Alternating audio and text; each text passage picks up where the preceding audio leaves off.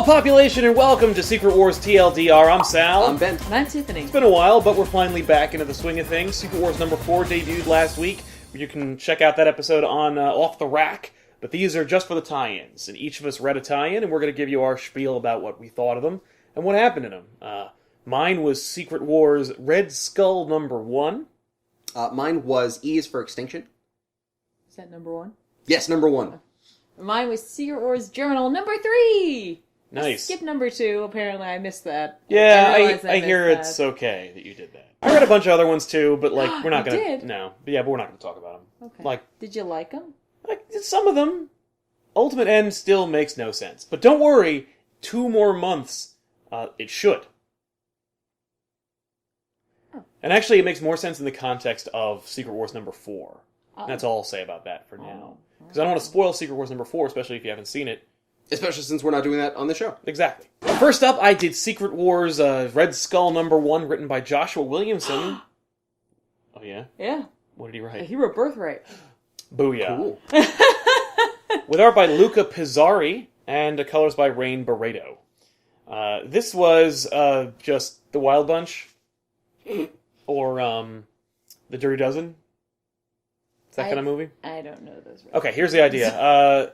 The Red Skull is more of a mythic figure in the Secret Wars Battleworld. Okay. And like in the comics, Red Skull is a thorn in Doom's side.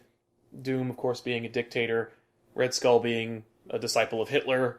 They clash. You can imagine, yeah, their ideologies don't exactly sync up. So in this world, it's no different. By the way, when I first picked it up, I was like, okay, Red Skull number 1. So Red Skull exists in Battleworld. Good call, Doom.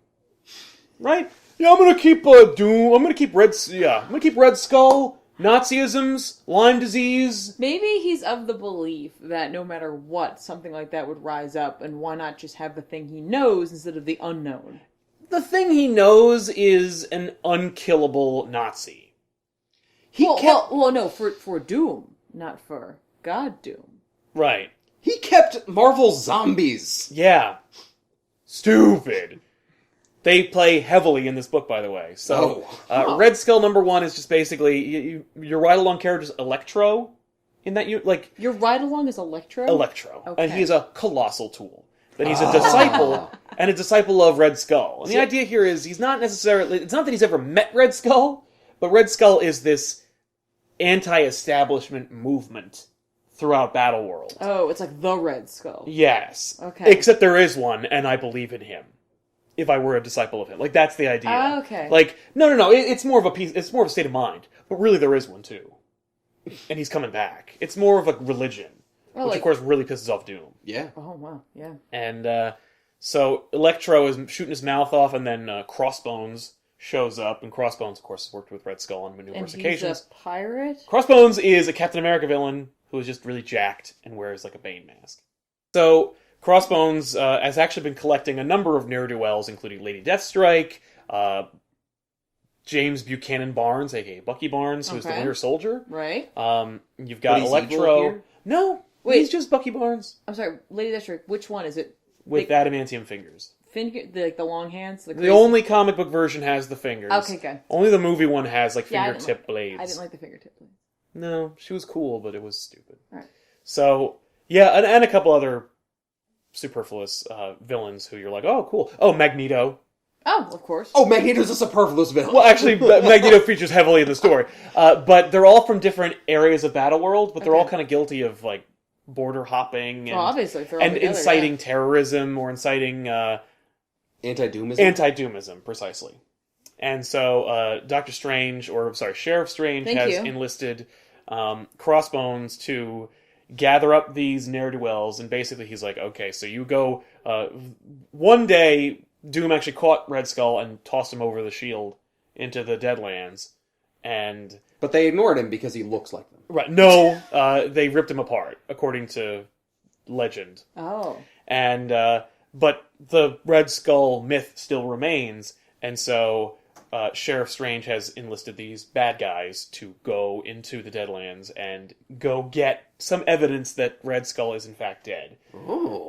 And if, of course, they succeed, they'll be freed. But, of course, that's a double cross. But whatever. So they're like, okay, sounds good to me. So Crossbones leads them through like a secret door into the Deadlands through the shield, and then they all get eaten by zombies.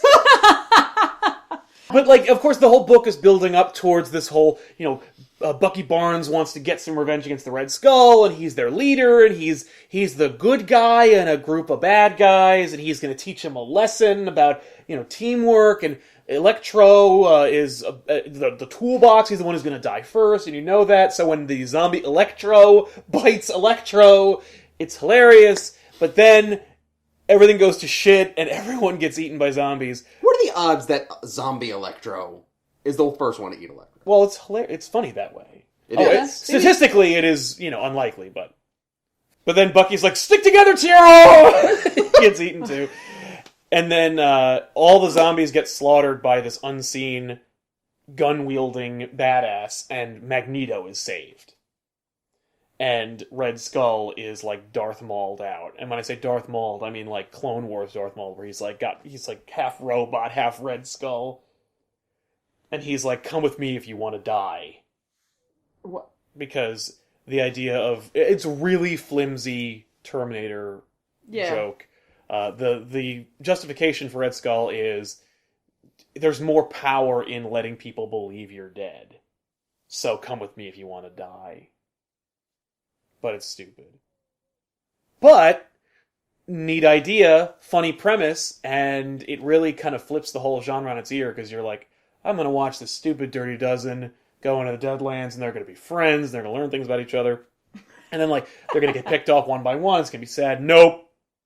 It's Magneto and Red Skull team up, and they fight zombies. That's the book. Oh. Not to give it all away or anything, but you did. That's the whole book. Yeah, but I don't really you really didn't though. If the premise is completely changes by the end. Yeah, then pick up issue 2 if you want to read this supervillain team up. You want to read Red Skull and Magneto take on the Deadlands? Yeah. Well, of course, the other idea here is that Magneto's a Holocaust survivor and the Red Skull's a Nazi, so it's like the original Odd Couple. Duh. Yeah. Anyway, Red Skull #1 by Joshua Williamson. You can pick it up and check it out if you want to. I thought it was kind of neat, but I don't know if I'll be reading anymore. Hey, at least with Williamson on board, you know that you're on, he writes a good, epic kind of, we're going on, an adventure kind of thing. It's true. But, as you know, with Birthright, not everything is what it seems to be. Oh, also, I should just say the art is neat. It's gritty, but appropriate for the story. Yeah. I think it works. It fits the genre. Yeah, it was a little hokey. It felt a little slapdash at times. Oh. The times when I was almost scanning the page to get to the next part, I noticed the art was also kind of a little looser. Oh. It was funny. It was like the artist was also a little sick of it. Just get... Anyway, moving on. Let's get to the Deadlands. It felt really... It felt kind of rushed a little bit at times, but... Otherwise, I think it serviced the story. If you're interested, you can pick it up. It's cool. Awesome. Yeah. Ben? So I had Ease for Extinction, written by Chris Burnham, art by Ramon Villalobos, and colors by Ian Herring. Now, it's not the book that I was expecting, because I really thought that... So Ease for Extinction is all about the mutants. It takes place in Mutopia, which I thought would be more of a haven for mutants. And it doesn't appear to be, actually. In a way, there is much more of a mutant population than a human population. Okay. But there's still some oppression or hatred or fear from the humans of the mutants, which I didn't think was going to be the case. It's Mutopia. Isn't this supposed to be a haven? Yeah. And there's more mutants than humans. It's like, shut up. Very surprising. So Magneto is in this book. Okay. He is leading a team of new mutants that he hasn't... He calls them the X-Men. He calls them my X-Men. Oh. Which, really taking that from Charles. The book opens up with a club scene where all these mutants are hanging out and having fun. Mm-hmm. And Beak, who is... Oh, Beak. Yeah. Good old Beak. I don't know what Beak is. Stupid. Okay, gotcha. Beak is a Birdman, basically. Yeah. Okay. He's some Mutation kind is of Birdman. Well, he's appropriately named. I don't know. Before Crossbones wasn't a pirate, so I don't know anymore. But Beak has teeth. Right. His mouth is just a giant jaw with teeth in the shape of a beak. Mm-hmm. That's bizarre. Yeah. But he's getting hit on by 2 chicks. How? And...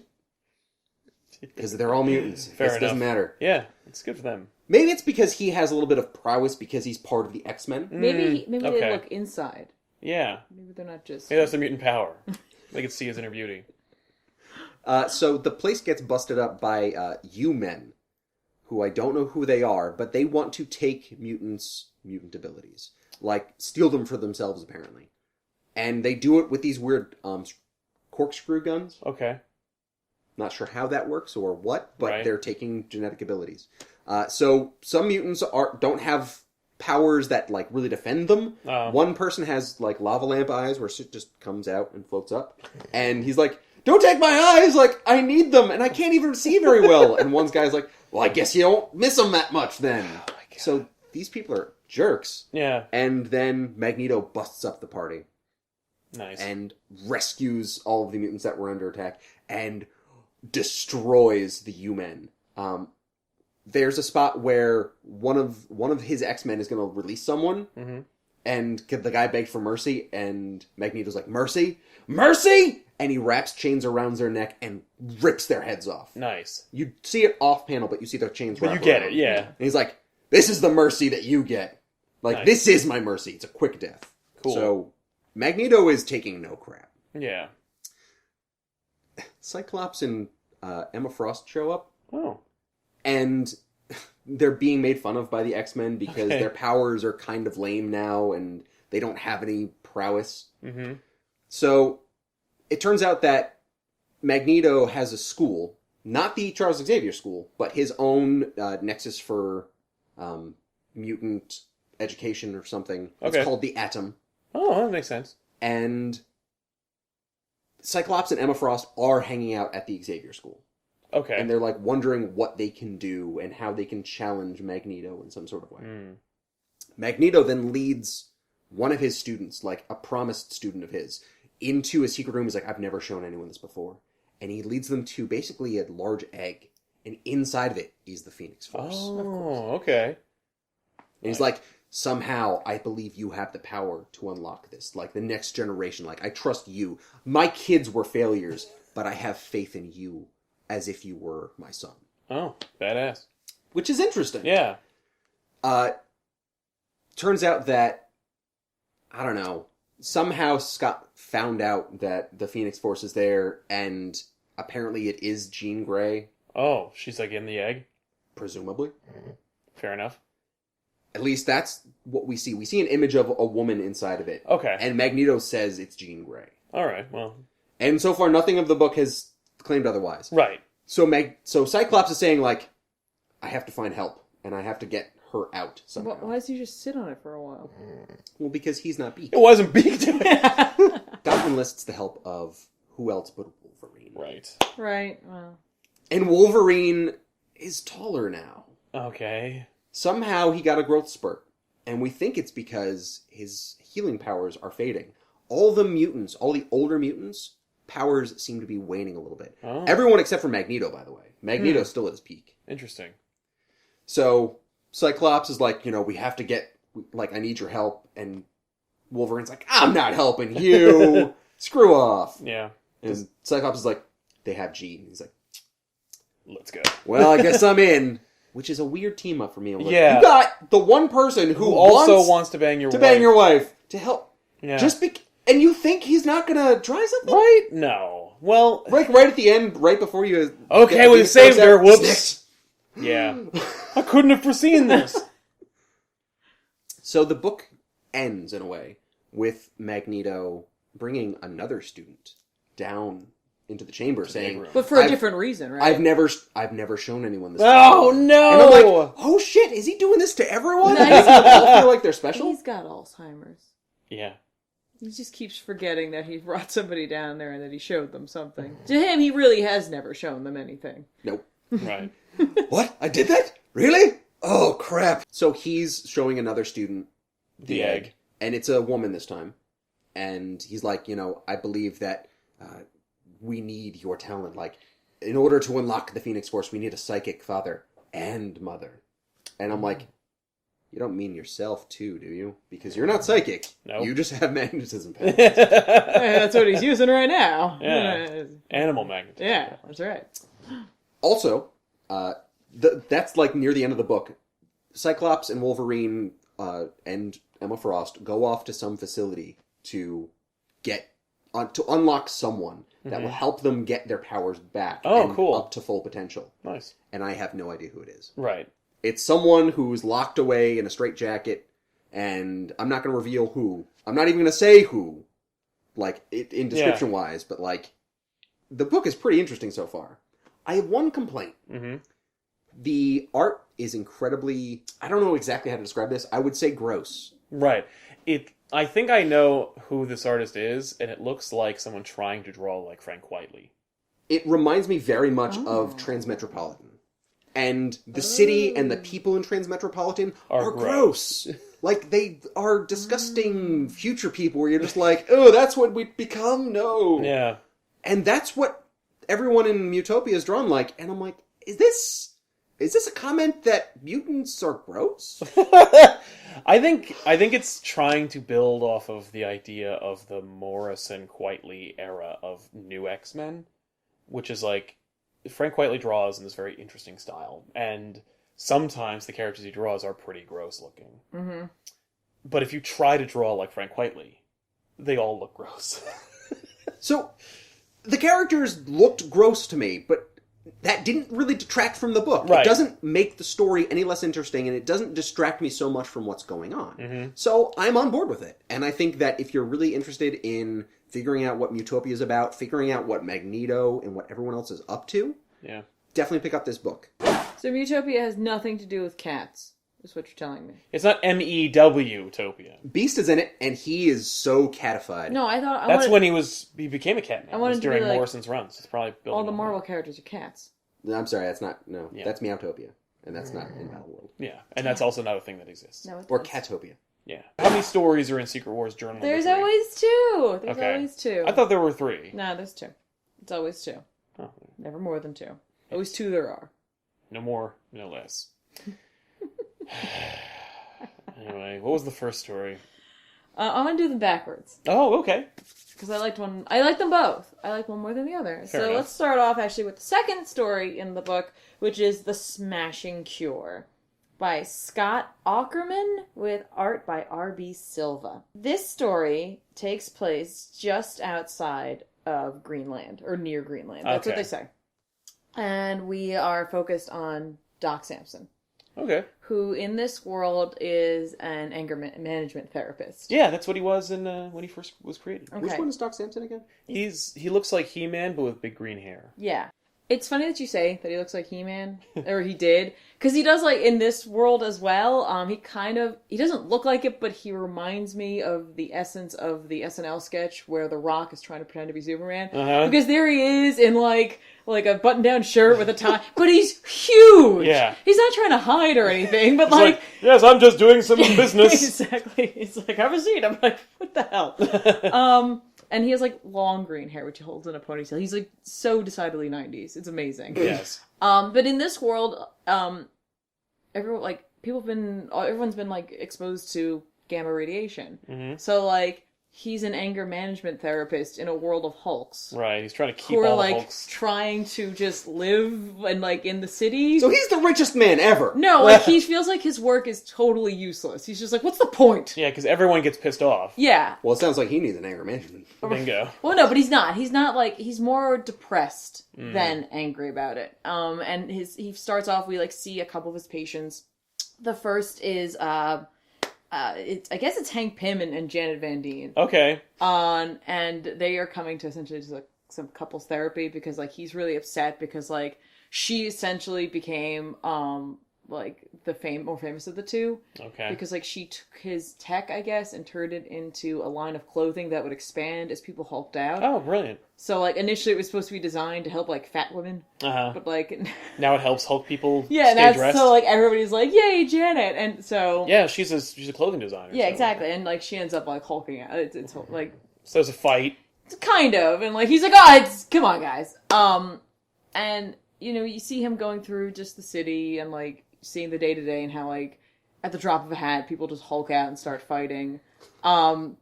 And then, like, he's having coffee. And I swear to God he's talking to Phil Coulson, but, like, it just looks like him. Right. They don't tell you who he is. There's no indication that it's S.H.I.E.L.D. Mm-hmm. You know what I mean? But, like, it looks like him. So, I don't know.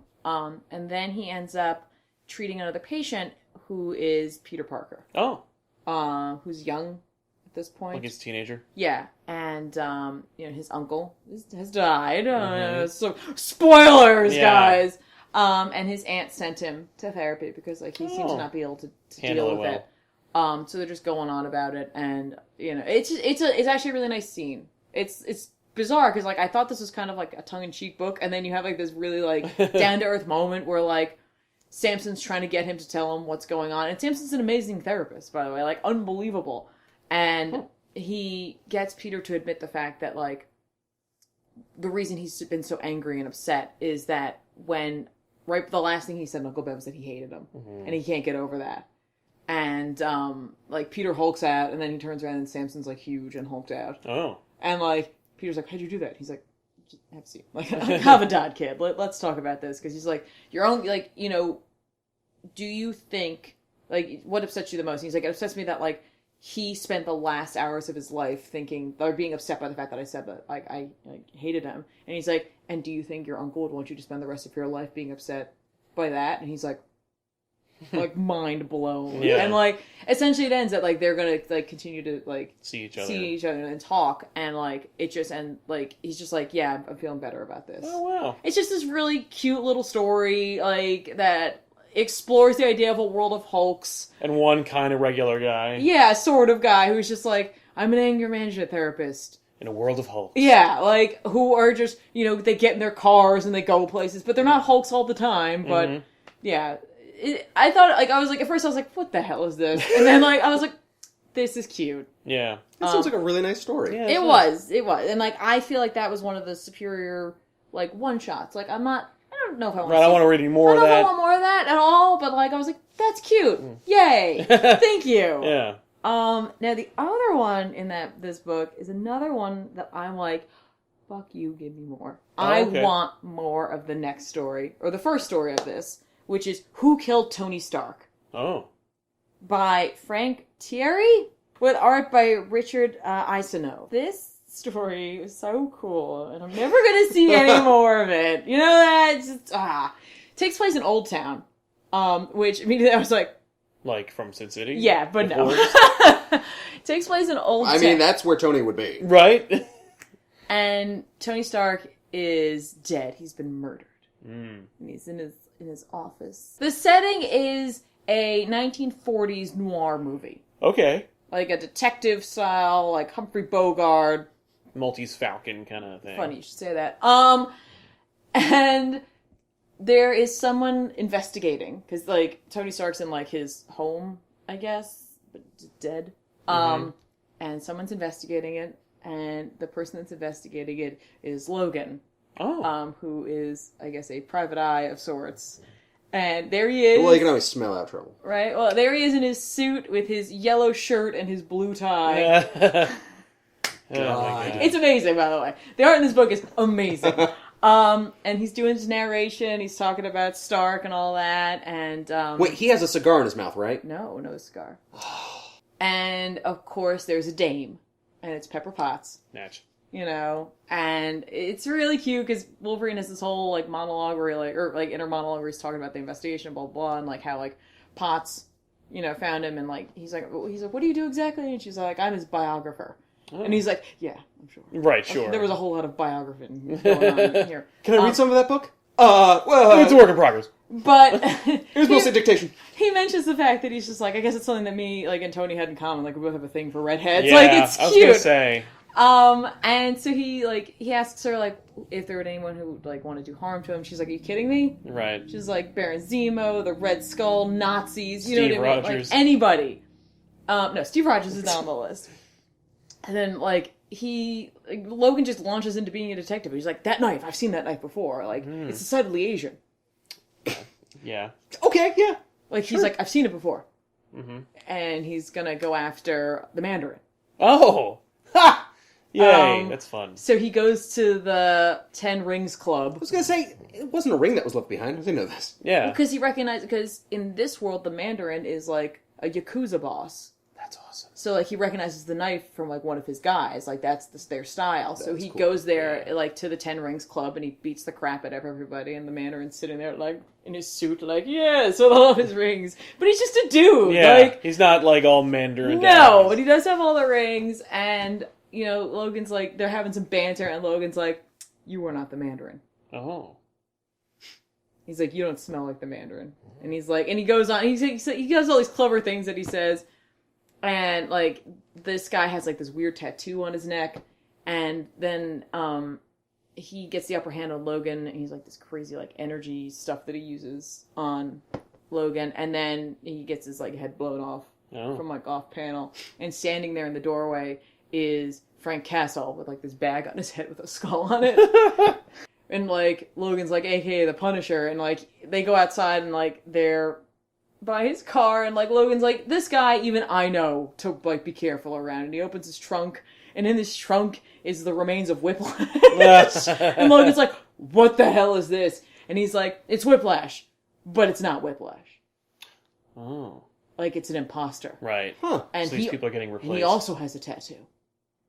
And Castle's like, people have been, like, coming into our world from other areas, from beyond, and, like, there were 3 of them.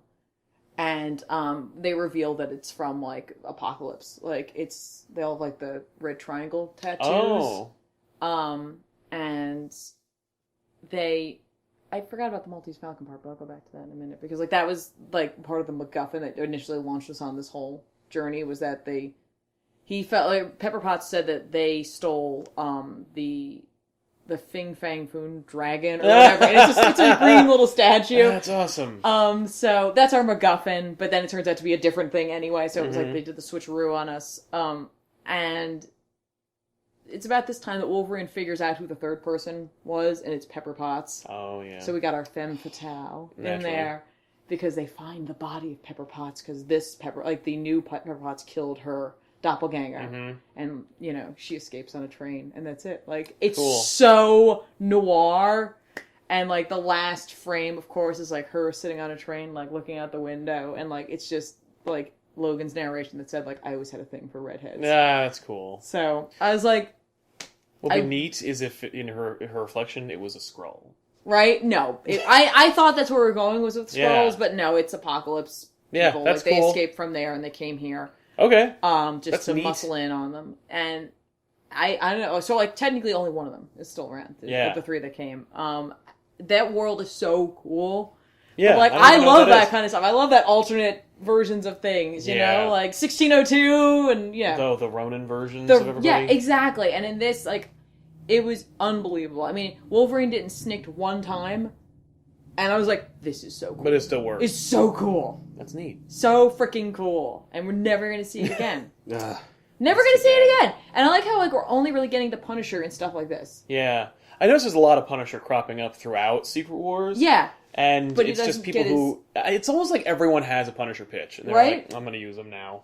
Right? I'm never going to get to write a Punisher series. But yeah, I thought it was really good. It was really well written, I thought. Like, it really had that, like, old style, like... noir tone and, like, but it wasn't hokey. It wasn't hokey, and it wasn't, like, over the, like, not even over the line, because I don't want to say Frank Miller's Sin City's over the line. It's a little over the line. Yeah, but I mean, it wasn't like they were just trying to do that. No, yes. They were like, let's harken back to Maltese Falcon. Let's harken back to that. Yeah. Like, almost directly, and just do that. And they really hit all the notes. You got the club, you got the dame, you got the murder, you've got the statue, and the train at the end. Like, yeah. So that's cool. Was the narration at any point overpowering, or did it just, like, really flow with it? No, it was perfect. I mean, like, Logan does more narrating than actually talking to anybody. So naturally, that's good. That's sure. Cool. I recommend it. Pick it up. There you have it, everybody. Secret Wars TLDR. A couple of weeks of tie-ins. We skipped a bunch of other things just because I thought, hey, let's do some more number ones. Except for Secret Wars Journal, but those are basically like 2 number ones. No, it is, and that's what's so funny, because, like, none of my stuff is continuing a story. Yeah. Because you're never gonna get them, because you like them. Yeah. Ugh. Yeah, so far my favorite stuff has been 50% of some of Secret Wars journal. I know, the Punisher Strange. Yeah. I just really want Wait, good or is Punisher that Battleworld? stories. No, that was Battleworld. Yeah. But the Battleworld and journals are the same thing. Let's be honest. It's the same damn thing. What else? Yeah. So there you have it, everybody. That was our tie-in picks for this week of Secret Wars and our show, Secret Wars TLDR. We'll see you guys next time. But before we go, let us know in the comment section down below, what was your favorite tie-in this week? We look forward to hearing about it and talking to you in the comments.